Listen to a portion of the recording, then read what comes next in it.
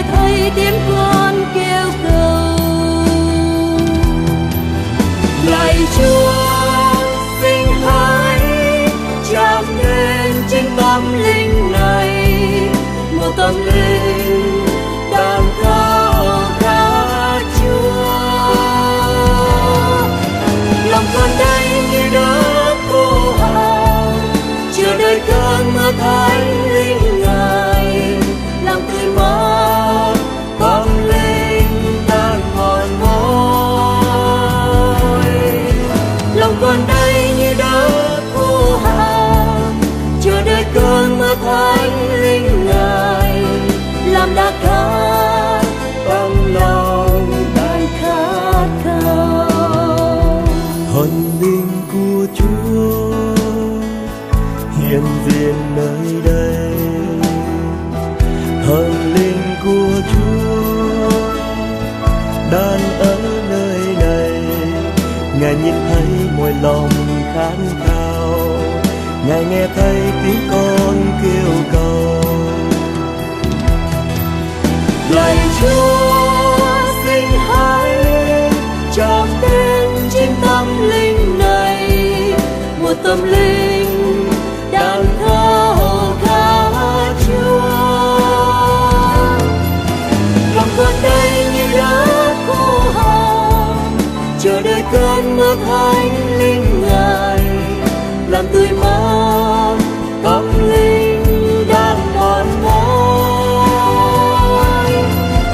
Lòng con đây như đất khô hạn, chờ đợi cơn mưa thánh linh Ngài làm đã khát tâm lòng đang khát khao.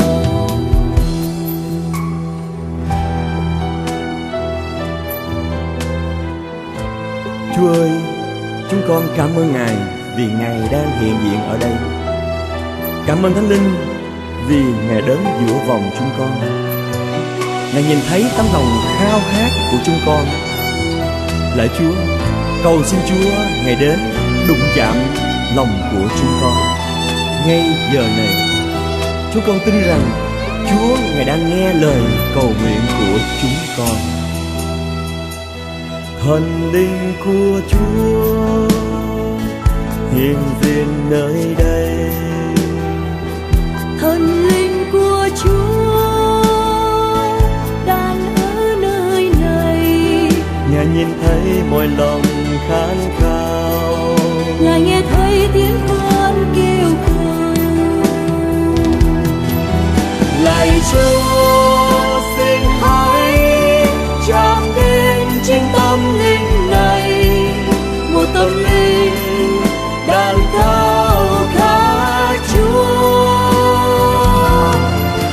Lòng con đây như đất khô hạn, chờ đợi cơn mưa thánh linh Ngài làm tươi mát tâm linh đang mòn mỏi.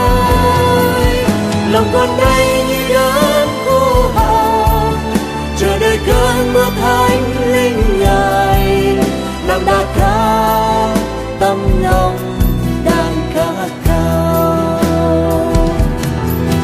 Lòng con đây như đất khô hạn, chờ đợi cơn mưa thánh linh Ngài làm tươi mát tâm linh đang mòn mỏi.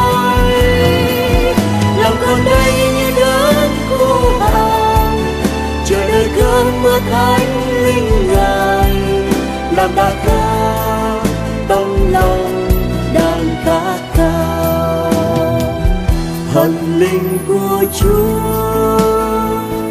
hiện diện nơi đây, thần linh của Chúa đang ở nơi này. Ngài nhìn thấy mọi lòng khát khao, Ngài nghe thấy tiếng con kêu cầu. Thần linh của Chúa hiện diện nơi đây, thần linh của Chúa đang ở nơi này. Ngài nhìn thấy mọi lòng khát khao, Ngài nghe thấy tiếng con kêu cầu. thần linh của Chúa thần linh của Chúa hiện diện nơi đây, hiện diện nơi đây. thần linh của Chúa Thần linh của Chúa đang ở nơi này. Ngài nhìn thấy mỗi lòng khát khao, Ngài nghe thấy tiếng con kêu cầu.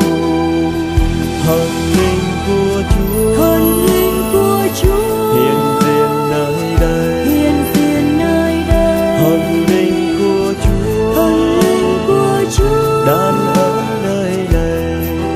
Ngài nhìn thấy mỗi lòng khát khao, Ngài nghe thấy tiếng con kêu cầu.